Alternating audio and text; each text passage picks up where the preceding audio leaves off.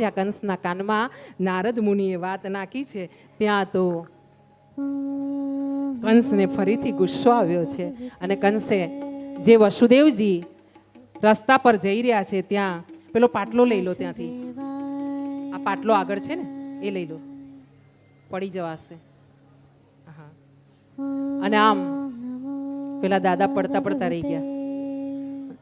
તો વસુદેવજીને પાછા બોલાવવામાં આવ્યા છે અને પાછા બોલાવીને કંસે પેલા નાનકડા આમથા પ્રથમ બાળકને, દેવકી અને વસુદેવના પ્રથમ બાળકને પોતાના હાથમાં પકડ્યો છે અને પકડીને જોરથી શિલા પર ફટકાર્યો છે અને આમ એનું મૃત્યુ થયું છે, પ્રથમ ગર્ભનું, પ્રથમ બાળકનું. આગળ ચાલતા દેવકી અને વસુદેવને કારાગૃહમાં પૂરવામાં આવ્યા છે, જેલમાં પૂરવામાં આવ્યા છે. દેવકી વિલાપ કરી રહી છે, મારું પ્રથમ બાળક હતું, મેં એનું મુખ પણ બરાબર જોયું નહોતું, હજુ તો મેં એને અમૃતપાન કરાવ્યું નહોતું અને તમે લઈ જઈને એને આપી દીધું, તમે શું જોઈને એને આપ્યું? અને ત્યારે વસુદેવજી કહી રહ્યા છે કે સજ્જન વ્યક્તિની જીભ હોય ને, એનું વચન હોય ને, એ જ એનું કિંમત છે, એ જ એની ઓળખાણ છે.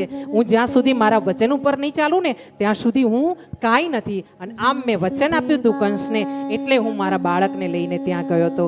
આમ વસુદેવજીએ પોતાની સજ્જનતા બતાવી છે. થોડો વખત થયો છે, બીજો ગર્ભ રહ્યો છે, ત્રીજો ગર્ભ રહ્યો છે. આમ કરતા છઠ્ઠા ગર્ભમાં આવીને ભગવાન પોતે સાતમા ગર્ભે બલરામજી તરીકે સ્થાપિત થયા છે ભગવાન. અને ત્યાં ભગવાનને નારાયણે યોગ માયાને આજ્ઞા કરી છે કે માયા તમે જાઓ અને આ ગર્ભનું સંકર્ષણ કરી લાવો.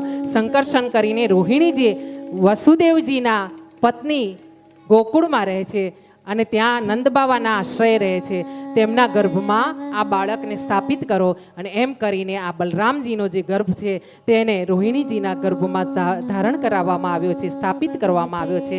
અને આમ બલરામજીનો જન્મ થયો છે. બોલી બલદેવ ભગવાન કી જય.